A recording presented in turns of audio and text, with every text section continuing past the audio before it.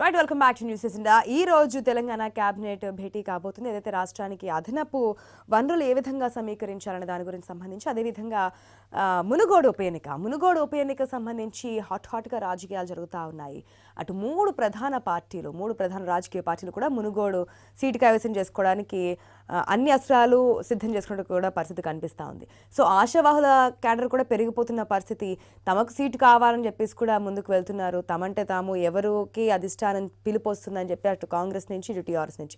So TRS కూడా దాని గురించి ముందుకు వెళ్తున్న పరిస్థితి. ఎవరైతే అసమ్మతి నేతలు ఉన్నారో వాళ్ళని జగదీష్ రెడ్డి కూడా బుజ్జిగింపులు చేస్తున్న పరిస్థితి మనకు కనిపిస్తుంది. ఇటు కాంగ్రెస్ కూడా సేమ్ మునుగోడులో ఎవరిని పెట్టాలి, అటు రాజగోపాల్ రెడ్డిని ఎదుర్కోవడానికి బలమైన నేత ఎవరున్నారు, ఇవన్నీ కూడా చూస్తున్న పరిస్థితి మనకి. ఇవాళ 10:30 కూడా కాంగ్రెస్ ముఖ్య నేతల సమావేశం కూడా ఉండబోతుంది మునుగోడు అంశానికి సంబంధించి. సో ఏ విధంగా ముందుకు వెళ్తున్నారు, ఎవరు తీసుకొచ్చారు, ఎవరి లాభాపేక్ష గురించి ఉప ఎన్నికలు వచ్చాయి, ఇవన్నీ కూడా నిన్న మాట్లాడిన మాటలు కాబట్టి అన్ని విషయాల గురించి మనం మాట్లాడదాం. అంత పాటు డిబేట్లో పార్టిసిపేట్ చేస్తున్నారు కోటేశ్వరరావు గారు, పొలిటికల్ అనలిస్ట్, శ్రీవర్ధన్ రెడ్డి గారు ఉన్నారు, BJP senior leader, Sama Rammohan Reddy గారు ఉన్నారు, కాంగ్రెస్ స్పోక్స్ పర్సన్ బాలరాజ్ యాదవ్ గారు ఉన్నారు, Telangana sheep and goat development corporation chairman. ఆయన వెరీ గుడ్ మార్నింగ్ అండి, welcome to the show. First గా కోటేశ్వరరావు గారు, గుడ్ మార్నింగ్ అండి. Good morning. ఎస్, అంటే ఏ విధంగా చూసుకోవచ్చు, తెలంగాణ కేబినెట్ భేటీ అవుతుంది, అనేక విషయాల మీద చర్చిస్తూ ఉంటారు. రాష్ట్రానికి అదనపు వనరులను ఏ విధంగా రాబట్టాలి అనే అంశం మీద చూసుకుంటే కనుక ఏ అంశాలు దీంట్లోకి వచ్చే అవకాశం కనిపిస్తుంది అంటారు? తర్వాత మునుగోడు విషయానికి వెళ్దాం. ఇప్పుడు రాష్ట్రానికి సంబంధించి బడ్జెట్ లో ప్రవేశపెట్టినటువంటి అప్పులు ఏవైతే తీసుకోవాలని అనుకుంటున్నారో అంత మొత్తంలో అవకాశం లేదనేటువంటిది కేంద్ర ప్రభుత్వం అంటే గతంలో నిబంధనలు ఉన్నాయి, లేవని కాదు.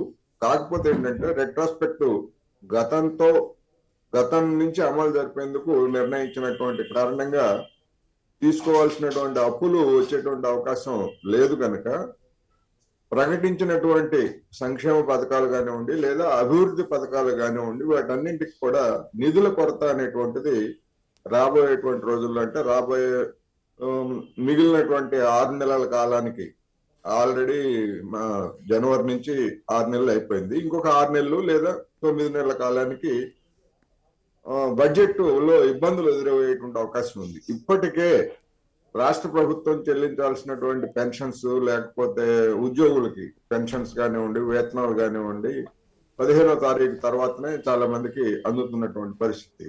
అందువల్ల సహజంగానే అందులోని ముందస్తు ఎన్నికలు కూడా వస్తాయనేటువంటి నేపథ్యంలో ప్రభుత్వ ప్రతిష్ట లేదా పరువు దక్కించేందుకు ఏదైనా కావచ్చు ఆర్థికంగా వనరులు ఏమిటి అనేటువంటిది చూస్తున్నారు. ఇప్పటికిప్పుడు వనరులుగా చూసుకోవాలంటే, ఎందుకంటే బడ్జెట్ ప్రతిపాదన అయిపోయింది, అప్పుడే కొన్ని భారాలు లేకపోతే ఇవన్నీ కూడా పెంచేశారు. ఇప్పుడు ఇంకా తక్షణమే అమల్లోకి వచ్చేటువంటి, అంటే తక్షణమే ఆదాయంలో వచ్చేటువంటిది ఏమన్నా ఉందంటే భూముల అమ్మకం. ఆ భూముల అమ్మకం లేదా ఇతరత్ర అంశాల గురించి బహుశా కేబినెట్ లో చర్చిస్తారని నేను అనుకుంటున్నాను. అది ఏ మేరకు ఆశించిన మేరకు రాష్ట్ర ప్రభుత్వానికి ఆదాయం తెస్తుంది, ఆ వచ్చేటువంటి ఆదాయం అవసరాలకు అనుగుణంగా ఉంటుందా లేదా అన్నది ఇప్పుడు పెద్ద శేష ప్రశ్నగా మిగిలిపోయిందనేది మనం చెప్పుకోవచ్చు. ఎస్, ఇక మునుగోడు అంశానికి వస్తే ఏమంటారు? మునుగోడు రాజకీయాలు ఏ విధంగా ఉండబోతున్నాయి, ఏ విధంగా మారబోతున్నాయి? మెయిన్గా ఆశావాహులు పెరిగిపోతున్న పరిస్థితి మనకు కనిపిస్తుంది. టికెట్ తమరికి వస్తుందని చెప్పి ఆశిస్తున్న వారి సంఖ్య పెరిగిపోతుంది, అటు కాంగ్రెస్ కావచ్చు, ఇటు టీఆర్ఎస్ లో కావచ్చు. ఎఫెక్ట్ ఎలా మునుగోడుకు సంబంధించి కొంతమంది హుజూరాబాద్ ని ఈ సందర్భంగా పోలిక తీసుకొస్తున్నారు. సరే, అది బీజేపీ సహజంగానే బీజేపీకి అది అడ్వాంటేజ్ గా ఉంది కనుక బీజేపీ స్థాయిలో లేదా బీజేపీకి చెందినటువంటి వాళ్ళు ఆ విధమైనటువంటి చేయొచ్చు. కానీ హుజూరాబాద్ కి మునుగోడుకి పూర్తి తేడా ఉంది, ఎక్కడ పోలిక లేదు. మునుగోడులో ఈటెల రాజేందర్ అనేటువంటి మాజీ మంత్రి లేదా ఎమ్మెల్యే నాయకుడు అక్కడ ఒక బాధితుడిగా, అధికార పక్ష బాధితుడిగా ఆయన జనం ముందుకు వెళ్ళాడు. దానికి తోడు ఆయన దగ్గర ఉన్నటువంటి నిధులు, డబ్బు అందరికీ తెలిసినటువంటిది. కొన్ని వేల కోట్ల రూపాయలకి ఆయన కంపెనీలు లేదా కుటుంబం అందరికీ తెలిసినటువంటిది. అందువలన ఆ పెద్ద మనిషి కూడా భారీగానే నిధులు ఖర్చు చేశాడు, డబ్బు ఖర్చు పెట్టాడు. రెండోది ప్రభుత్వం మీద ఈయన్ని బాధ్యతలుగా చేసింది, లేదా వెనుకబడిన తరగతిలోకి చెందినటువంటి వ్యక్తి అని కానీ మొత్తం మీద ఒక సానుభూతి అనేటువంటిది హుజూరాబాద్ ఎన్నికల్లో మనకు కనిపించింది.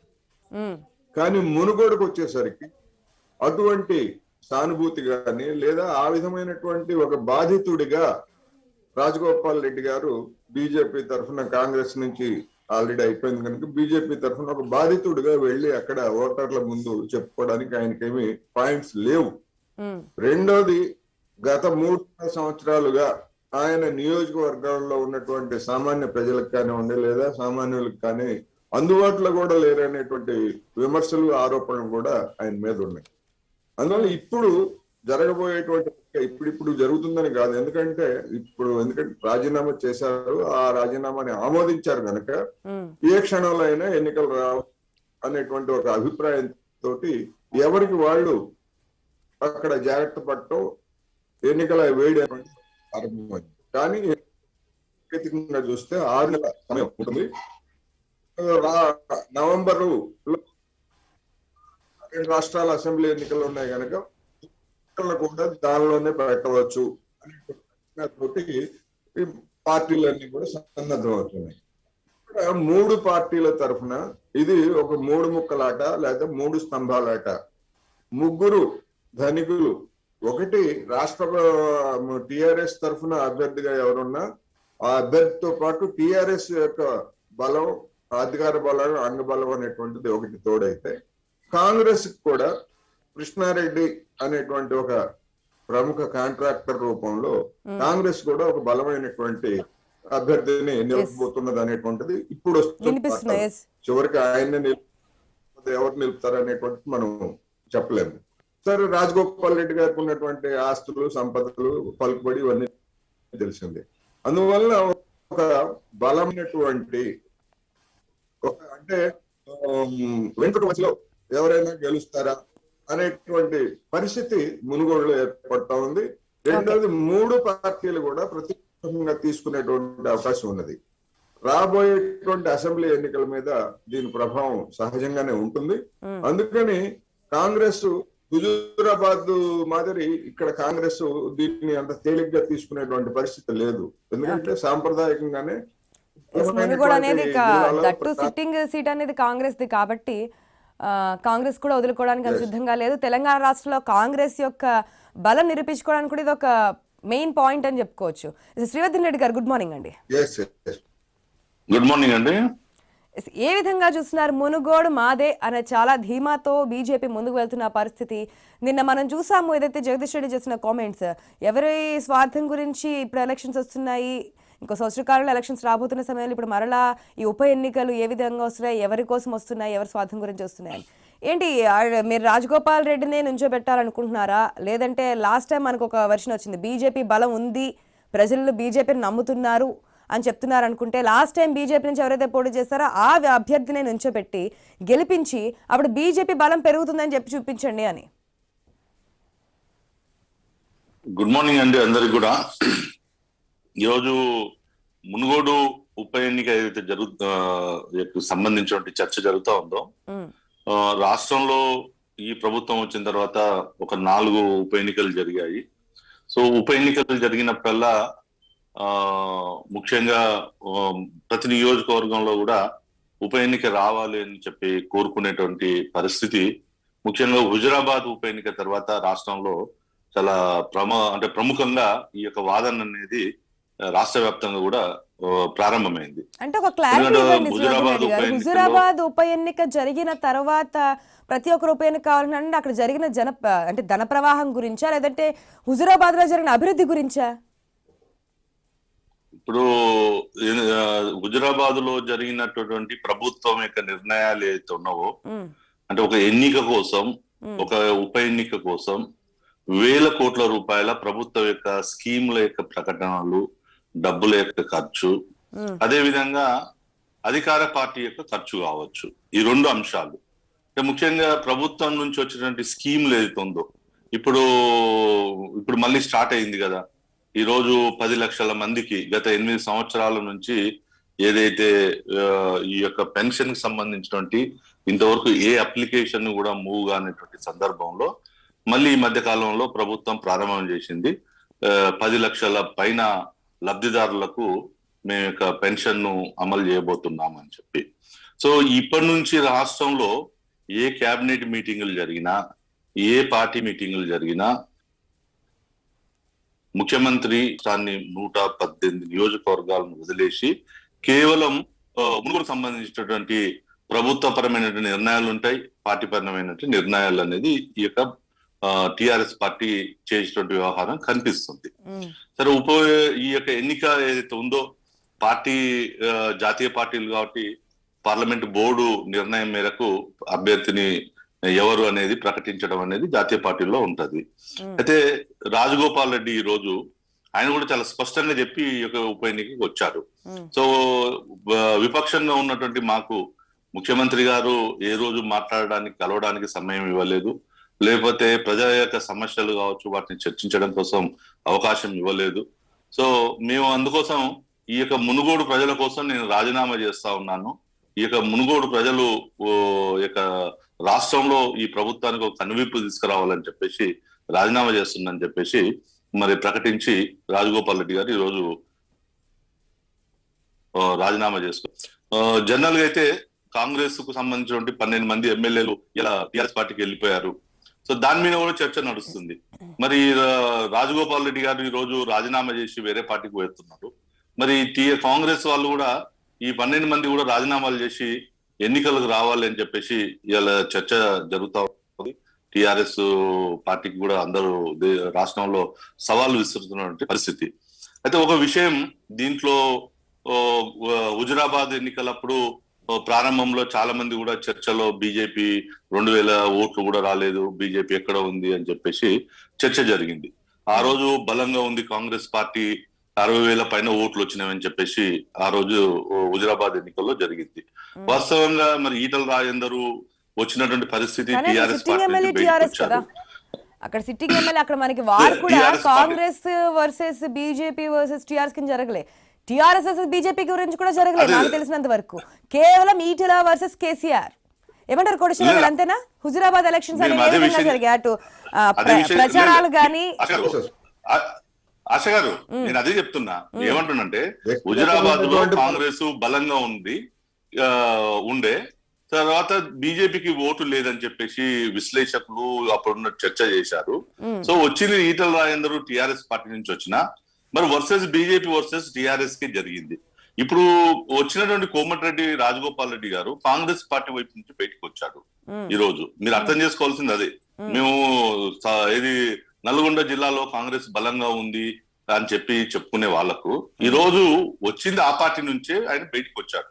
సో ఈ రోజు కూడా మళ్ళీ ఈ ఎన్నిక కూడా రేపు జరిగేటటువంటి కానీ అక్కడ కొన్ని విమర్శలు ఉన్నాయి కదా, ఏదైతే అభ్యర్థి ఉన్నారో రాజగోపాల్ రెడ్డి కాంగ్రెస్ నుంచి బయటకు వచ్చారు కానీ నియోజకవర్గానికి రారు, నియోజకవర్గాల్లో ఉండరు, ప్రజల వద్దకి ఎప్పుడు వచ్చిన దాఖలాలు లేవు, ఇవన్నీ విమర్శలు ఉన్నాయి కదా ఆయన పైన. కానీ ఈటల మీద అటువంటి విమర్శలు అయితే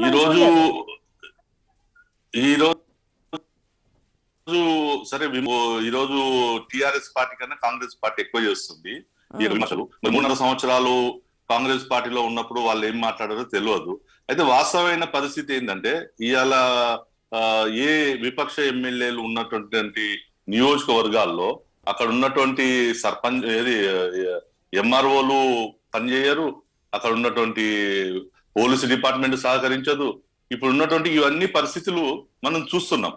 సో ఇప్పుడు రాజకీయ విమర్శ కోసం ఆయన రాలేదు వచ్చిండు అని చెప్పేసి ఒక చర్చలు తీసుకొస్తున్నారు. కానీ ఏదైనా కూడా ఈరోజు కాంగ్రెస్ పార్టీ మేము చాలా బలంగా ఉంది అని చెప్పేసి ఎక్సర్సైజ్ చేసుకోవడం కోసం రేవంత్ రెడ్డి గారు అందరికన్నా ముందు వచ్చారు, మేము చాలా ముందే ఉంటున్నామని కాంగ్రెస్ పార్టీ చెప్తా ఉందో, అంతకన్నా ముందు దుబ్బాక ఎన్నికల్లో కూడా రేవంత్ రెడ్డి గారు మండలానికి ఇన్ఛార్జిగా ఉంటే అక్కడ ఆయన ఉన్న ఇన్ఛార్జ్ ఉన్న మండలానికి 2,000 ఓట్లు రాలేనటువంటి పరిస్థితి గతంలో కాంగ్రెస్ నాయకులే వాళ్ళ యొక్క విశ్లేషణలో పరిస్థితి. జరగబోయే మునుగోడు ఉప ఎన్నికకు సంబంధించి బీజేపీ చాలా స్ట్రాంగ్ గా ఉంది అంటున్నారు ఈ రోజు. ఎస్, అంటే ఒక స్పష్టంగా ప్రజల్లో ఒక స్పష్టత ఏంటంటే తెలంగాణలో ఈ రోజు కేసీఆర్ టిఆర్ఎస్ ను ఓడగొట్టాలి అనేది ప్రజల్లో ఉంది. ఈవెన్ టిఆర్ఎస్ నాయకుల్లో కూడా ఉంది, కార్యకర్తల్లో కూడా ఉంది. అది చేయగలిగేది భారతీయ జనతా పార్టీ అనేది ఒక స్పష్టమైనటువంటి అవగాహన ఉంది. ఎన్నికల్లో కూడా ఎన్ని జరిగినా కూడా భారతీయ జనతా పార్టీ వైపే ఈ యొక్క ఎన్నిక అనేది మొగ్గు చూపుతుంది. ఓకే, ఎస్ రామ్మోహన్ రెడ్డి గారు, గుడ్ మార్నింగ్ అండి. Very good morning.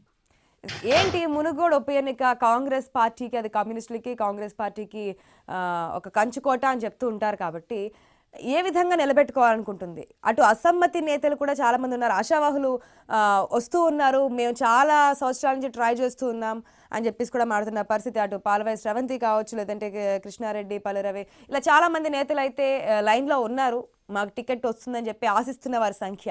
ఒకవేళ వచ్చే టికెట్ ఒకరికి ఎవరికి ఇచ్చినా సరే అందరం కలిసి పనిచేయాలని చెప్పి కాంగ్రెస్ అధిష్టానం చెప్తున్నప్పటికీ ఆశావాహుల పరిస్థితి ఏ విధంగా ఉండబోతుంది? అది పార్టీ మీద ఎఫెక్ట్ ఏ విధంగా చేయబోతుంది? ఇది అన్ని ప్రాంతాల్లో ఎక్కడ ఎన్నికలు వచ్చినా, జనరల్ ఎలక్షన్స్ వచ్చినా, బై ఎలక్షన్స్ వచ్చినా, ఏ చిన్న స్థాయి నుంచి పెద్ద స్థాయి వరకు ఎక్కడికి వచ్చిన ఆశా గారు, కాంగ్రెస్ పార్టీకి అభ్యర్థులు కూడా అనేకమే ఉంటారు. బీజేపీ లెక్క దోలాడుకోవాల్సిన పరిస్థితి ఉండదు. మాకు ఉన్నోళ్ళలోనే పోటీ ఉంటది. కాకపోతే బీజేపీ పెద్దలు అంటున్నట్టుగా ఇందాక కూడా అన్నారు, మరి హుజురాబాద్ లో కూడా బీజేపీ వర్సెస్ టిఆర్ఎస్ అయింది కదా, అంత సినిమా లేదు. స్వయాన ఈటల రాజేందర్ గారి ఇంటర్వ్యూలు అన్నాడు, నేను బీజేపీకి నుంచి కాకుండా ఇండిపెండెంట్ వేస్తానికి ఇంకెక్కువ మెజార్టీ వచ్చేదని చెప్పి. కాబట్టి ఎందుకంటే ఇతరుల యొక్క గెలుపును కూడా ఈ పార్టీకి ఆపాదించుకోవడం అనేది అది వారికి ఉంటున్నటువంటి పరిస్థితి. తెలంగాణలో దుబ్బాక గురించి మాట్లాడిండ్రు.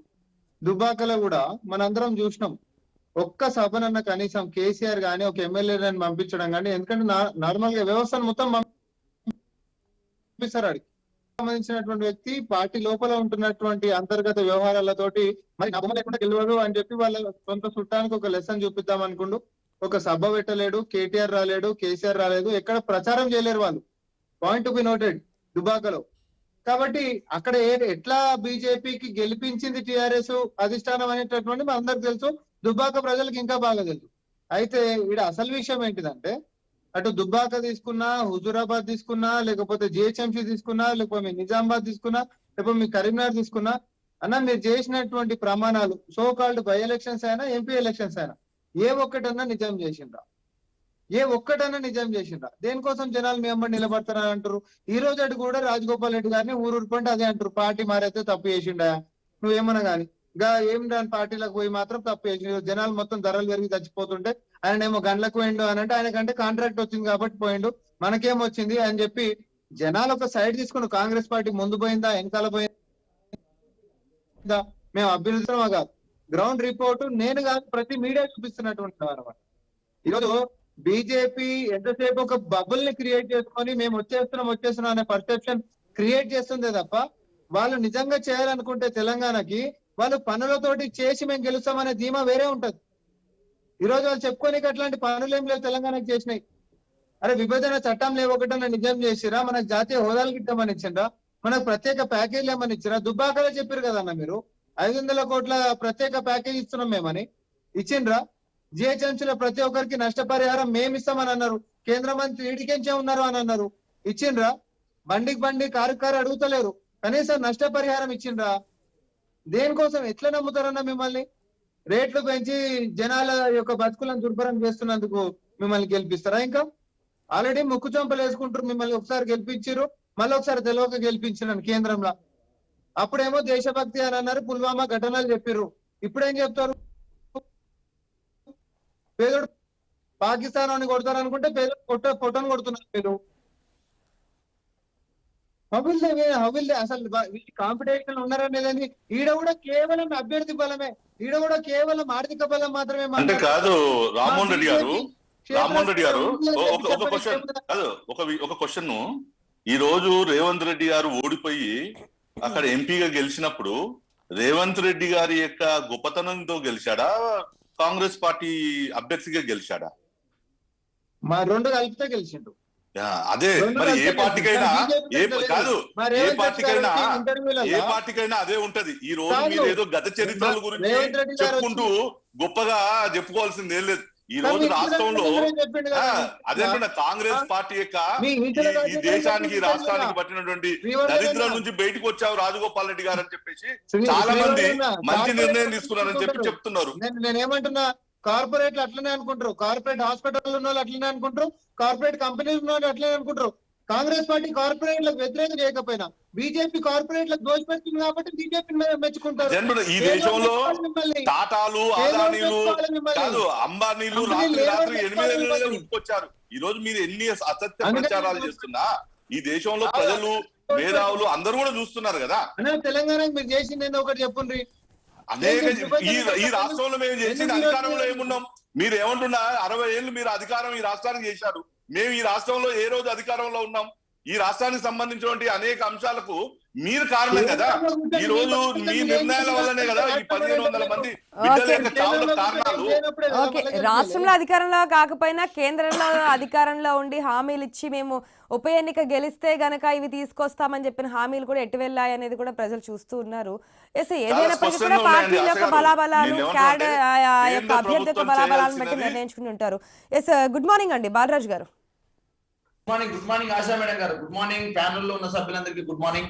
ఎస్, ఏంటి ఈ రోజు తెలంగాణ కేబినెట్ భేటీ ఉండబోతుంది? ఏ విధంగా అధిక వనరులు అంటే అదనపు వనరుల సమీకరణ ఏ విధంగా ఉండాలనే దాని గురించి, అదేవిధంగా ఇంకా మునుగోడు ఉప ఎన్నిక చాలా లిస్ట్ అయితే ఉంది సీఎం దగ్గర, చాలా మంది వెయిట్ చేస్తూ ఉన్నారు. సీఎం చూపు ఎవరి మీద ఉంటుంది, ఏ విధంగా చూపు పడాలి, ఏ విధంగా మేము ఆ విధంగా వెళ్ళాలి, ఆ క్యాడర్లో ఉండాలనే విధానం కనిపిస్తూ ఉంది. సో దాంట్లో ఎవరిని పిన్ చేస్తారనేది కష్టమైన పరిస్థితి. చాలామంది ఆశావాహుల్ని బుజ్జగిస్తున్న పరిస్థితి, అసంతృప్తులు పెరిగిపోకుండా ఉండేందుకు కూడా మంత్రులు బుజ్జగింపులు స్టార్ట్ చేసిన వైఖరి కూడా కనిపిస్తూ ఉంది. సో మునుగోడు మాదే అంటున్నారు, కావా అని చెప్పి కొంతమంది స్వార్థం గురించి తీసుకొచ్చారంటున్నారు. సో ఏ విధంగా అంటే ఫస్ట్ మనం అదనపు వనరుల సమీకరణ గురించి మాట్లాడదాం. అంటే ఏ పాయింట్స్ కన్సిడర్ చేయబోతున్నారు, ఏవి అదనంగా మోపబోతున్నారు, సో ఏ విధంగా వెళ్ళబోతుంది తెలంగాణ సర్కార్? ఆశ గారు, ఓడిపోయే జట్లకే ఎక్కువ డిమాండ్, జట్లలో నాకు ఆ స్థానం కావాలని ఆ ఓడిపోయే పార్టీలనే కోరుకుంటున్నప్పుడు గెలిచే పార్టీలో లిస్టులో ఎక్కువ ఉండడం అనేది, అభ్యర్థుల లిస్ట్ ఎక్కువ ఉండడం కొత్త ఏం కాదు. ఎందుకంటే గెలిచే పార్టీ మునుగోలు టీఆర్ఎస్ పార్టీ కాబట్టి ఖచ్చితంగా అయ్యో గెలిచే పార్టీలో మాకు స్థానం కావాలి, మేము కూడా ఎమ్మెల్యే కావాలి అనేటువంటి ఆలోచన అధికార పార్టీలో నాయకులకు ఖచ్చితంగా ఉంటది. ఆ క్రమంలోనే మా పార్టీలో ఉన్నటువంటి నాయకత్వం కూడా మాకు టికెట్ కావాలని అడుగుతారు, కామన్. ఎందుకంటే బీసీ అభ్యర్థులు అయితే ఎవరు ఉంటారు, అది ఒకవేళ జనరల్ అభ్యర్థులు అయితే ఎవరు ఉంటారు అనేది పార్టీ అధిష్టానం నిర్ణయం తీసుకుంటారు. కేసీఆర్ గారి నిర్ణయమే అంతిమంగా మా అందరు కూడా శిరోధార్యం. అదే క్రమంలో ఈ రోజు కేబినెట్ సమావేశం సంబంధించి ఓన్లీ మునుగోడు ఎలక్షనే కాదు, ఇలా కేంద్ర ప్రభుత్వము తెలంగాణకు సంబంధించినటువంటి ఎఫ్ఆర్బిఎం ఏదైతే నిబంధనలు ఉన్నాయో, అంటే అప్పులు తీసుకునే విషయంలో ఒక్కొక్క రాష్ట్రానికి ఒక తీరుగా, దేశంలో తీసుకునే అప్పులకు ఒక తీరుగా కోతలు విధిస్తూ, ఒకవైపు విద్యుత్ మోటార్లని అంటే తెలంగాణ రైతాంగానికి మీరు మీటర్లు బిగించండి, మీరు విద్యుత్ సంస్కరణలు తీసుకొస్తేనే మీకు ఎఫ్ఆర్బిఎం సంబంధించి 0.5% మీకు కోత పెంచుతామని చెప్పేసి అప్పుల విషయంలో ఈ అంశాల పట్ల కావచ్చు. ఒకవేళ ఎఫ్ఆర్బిఎం నిబంధనలకు మనకు అప్పులు రావట్లేవు కాబట్టి అన్ని రాష్ట్రాలకు ఇచ్చినట్టు కాకుండా ప్రతిపక్షాలు పరిపాలిస్తున్నటువంటి ప్రాంతాలలో ఒక రకమైనటువంటి నిబంధనలు, బీజేపీ పరిపాలిస్తున్న ప్రాంతాల్లో ఒక రకమైన నిబంధనలు, ఇలా కేంద్రం ఆడుతున్న నాటకాలు, కేంద్రం చేస్తున్నటువంటి ఈ వివక్ష పూర్వకమైన వైఖరికి మనం ఏ విధంగా రాష్ట్రాన్ని సంక్షేమ రంగంలో ఎట్లా ముందు తీసుకుపోవాలనే ఆలోచన మీద ఒకటి ఉంది. అదేవిధంగా ఈ రోజు ఏదో మేము ఏదో కొత్తగా శ్రీవర్ధన్ రెడ్డి గారు చెప్పినట్టు ఏదో పింఛన్ల విషయంలో కావచ్చు, మిగతా అంశాల విషయంలో కావచ్చు ఈ రోజు జరుగుతున్న అంశం కాదు. చాలా సంవత్సరాల నుంచి ఈ ఏదైతే 57 ఏళ్ల పింఛన్కి ఇవ్వాలనేది మా మేనిఫెస్టోలో పెట్టిన తర్వాతకి దాని మీద అనేక రకాల ఊకనే స్టడీ జరుగుతుంది. దాని మీద ఉన్నటువంటి సాధక బాధకాలు ఏంటి, రేపు ఒకరు అమలు చేస్తే ఎంతమందికి ఇవ్వాలి, ఎంతమంది రాష్ట్రం మీద ఎంత అప్పులు పడుతుంది ఏంది అనేది గమనించుకుంటారు. ఊకనే ఏదో ఎలక్షన్ కోసం ఇచ్చేది కాదు, చాలా రోజుల నుంచి తతంగా నడుస్తా ఉంది. దాని మీద ఒక పూర్తి క్లియర్ కట్ గా ఉన్నది. కాబట్టి 57 ఏళ్ల పింఛన్ మా మేనిఫెస్టోలో పెట్టినాం. అదేదో మునుగోడు ఎలక్షన్ కోసము, రేపు ఉప ఎన్నికలు జరిగి ఇచ్చేటువంటి ఎలక్షన్ కాదు. మరి మీ గతంలో రైతు బంధు కావచ్చు, రైతు బీమా కావచ్చు, అనేక సంక్షేమ పథకాలు ఈ ప్రజల కోసం ప్రవేశపెట్టినాం, ఎలక్షన్ల కోసం కాదు. మీ లెక్క గుజరాత్ లో ఎలక్షన్ జరిగితే తెలంగాణలో ఐటీఐఆర్ ప్రాజెక్ట్ తీసుకుపోయి గుజరాత్ లో పెట్టడం, అదేవిధంగా కాజిపేట రైల్వే కోచ్ ఫ్యాక్టరీ తీసుకెళ్లేసి తెలంగాణ తీసుకెళ్లి గుజరాత్ లో పెట్టడం, గుజరాత్ కు మోడీ అనేక సార్లు పోవడం అనేది బీజేపీ నైజం వేరు, తెలంగాణ టీఆర్ఎస్ పార్టీ కేసీఆర్ గారి నాయకత్వం యొక్క నైజం వేరు.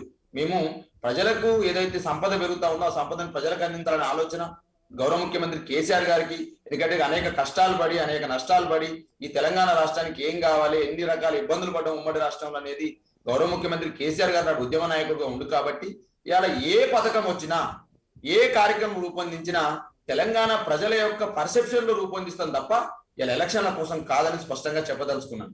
అదేవిధంగా ఇలా ఆసరా పింఛన్లు కావచ్చు, అదేవిధంగా ఫీల్డ్ అసిస్టెంట్ దాన్ని విధుల్లోకి తీసుకోవడం విషయంలో కావచ్చు, అదేవిధంగా అనేక రకాల అంశాలు ఇలా డయాలసిస్ పేషెంట్లు అంటే గతంలో డయాలసిస్ పేషెంట్ సంబంధించి మా గొంగడి సునీతా మహేందర్ రెడ్డి ఆలేరు ఎమ్మెల్యే గారు మరి శాసనసభలోనే ఏడుస్తూ మా బంధువుకి ఇట్లా ఉన్నది ముఖ్యమంత్రి గారు ఇటువంటి విషయాల పట్ల కూడా మనం తీసుకోవాలనే ఆలోచన గౌరవ మా శాసనసభ్యురాలు గొంగడి సునీతా మహేందర్ రెడ్డి గారు తను కన్నీళ్లు పెడుతూ మాటను ఏదైతే డయాలసిస్ పేషెంట్ యొక్క ఆక్రందన పేషెంట్ యొక్క బాధని వివరిస్తే ఈ రోజు దాన్ని కూడా గౌరవ ముఖ్యమంత్రి కేసీఆర్ గారు ఈ పేషెంట్లకు ఏ విధంగా ఆసరా ఇవ్వగలమనే ఆలోచన కూడా ఇలా కేబినెట్ సమావేశం చర్చిస్తా ఉంది. అదేవిధంగా స్వతంత్ర ఉద్యమాల ద్వారా ఇలా భారతదేశంలో ఉన్నటువంటి భారతీయ జనతా పార్టీ మాకంటే ఎక్కువ దేశభక్తులు లేరు, మాకంటే ఎవరు మేమే దేశభక్తులము, భారతీయ జనతా పార్టీ అంటేనే భారతదేశానికి నిలువెత్తు సాక్ష్యం భారతీయ జనతా పార్టీ నాయకుల మాకు దేశభక్తులను. కానీ ఇలా తెలంగాణ ప్రభుత్వం ఇలా భారతదేశానికి ఒక మోడల్ గా మారింది. సుమారు ఒక 15-16 రోజులు జాతీయ జెండా సంబంధించి కావచ్చు, జాతీయ ఉత్సవాల వజ్రోత్సవాల సంబంధించి ఏ విధంగా జాతీయ నాయకుల యొక్క వాళ్ళ యొక్క స్ఫూర్తి ఏంటి, జాతీయ నాయకులు చేసిన త్యాగాలు ఏంటి, తెలంగాణ ప్రాంతంలో ఉన్నటువంటి నాయకులు చేసినటువంటి తీరు ఏంటి అనేటువంటి అంశాన్ని మీ ఐటెక్స్ లో ఎంత అద్భుతంగా ముఖ్యమంత్రి కేసీఆర్ గారి నాయకత్వంలో మొత్తం కూడా అధికార యంత్రాంగం అంతా కదిలి ఐటెక్స్ లో భారత జాతీయ మూవెన్నెల జెండా యొక్క గొప్పతనాన్ని ఆవిష్కరించింది ఇలా తెలంగాణ సంబంధించిన కేసీఆర్ గారి నాయకత్వం. ఇలా భారతీయ జనతా పార్టీ ఏమైనా మాత్రం గొప్పలు చెప్పుకుంటుంది, లోపల మాత్రం తిప్పలు తప్పలేవు. గొప్పలు ఏంటంటే మొత్తం మేము భారతదేశానికి వెలుగులు ఇస్తున్నాం, భారతదేశం అనేది మొత్తం ముందుకు పోతుందంటే ఇలా భారతదేశం ఆహార సూచికలు ఏదైతే ఆకలి స్థానంలో మాత్రం 101వ స్థానం బాకింది. 116 దేశాలలో సర్వే చేస్తే 101వ స్థానం మన ఆకలి సూచికలు. ఇలా డాలర్ తో రూపాయి పోల్చుకుంటే 80 రూపాయల పైన డాలర్ పైన రూపాయి పెరిగింది. మరి ఇలా తగ్గిపోయింది, 80 రూపాయలు తగ్గిపోయింది. పరిస్థితి ఏంటి, నిరుద్యోగం గ్రాడ్యుయేట్స్ లో 17% పెరిగిపోయింది. ఇలా గ్యాస్ ధర బండి సంజయ్ గారు పాదయాత్ర చేస్తా ఉంటే మహిళలు అంటా ఉన్నారు, అయ్యా ఓట్లు కావాలంటున్నారు కదా మునుగోడులో, మాకు గ్యాస్ ధర తగ్గించండి, గ్యాస్ ధర తగ్గించిన వాళ్ళకి మేము ఓట్లు వేస్తామని చెప్పేసి నిన్న పెద్ద అన్ని పేపర్లలో బ్యానర్ ఐటమ్ వచ్చింది శ్రీవర్ధన్ రెడ్డి గారు. ఇలా తెలంగాణ ప్రజలే కావచ్చు, భారతదేశ ప్రజలు ఎటువైపు పోతా ఉంది భారతదేశము. మోదీ గారు ఏదో మంచి చేస్తున్నాం అనుకుంటే ముంచుతా ఉండేది, మోదీని ఎక్కిస్తే మంచి జరుగుతుంది అనుకున్నాం కానీ మోదీ వస్తే ముంచుతున్నాడేంది భారతదేశం అనేటువంటి భావన ఇలా తెలంగాణ ప్రజలనే కాదు భారతదేశ వ్యాప్తంగా చర్చ జరుగుతుంది. ఇలా దుష్యంత్ దవే అనే సుప్రీంకోర్టు ఒక ఆశా గారు దుష్యంత్ దవే అనే ఒక సుప్రీంకోర్టు సీనియర్ న్యాయవాది అంటా ఉన్నాడు, ఈడీ కేసులు ఓన్లీ ప్రతిపక్ష నాయకులకే ఉంటాయండి, ఈడీ సిబిఐ ఐటీలు, మరి అధికార పక్ష నాయకుల మీద ఈడీ ఐటీ దాడులు జరగవని చెప్పి ఒక క్వశ్చన్ లేవనెత్తుండు ఒక సుప్రీంకోర్టు సీనియర్ న్యాయవాది దుష్యంత్ దవే. అంటే ఇలా దేశంలో ఏం జరుగుతుంది, భారతీయ జనతా పార్టీకి వ్యతిరేకంగా మాట్లాడితే వారిపైన ఈడీ దాడులు, ఐటీ దాడులు, సిబిఐ దాడులు జరుగుతా ఉన్నవి. ఇవన్నీ కూడా భారతదేశ సమాజం గమనిస్తా ఉంది.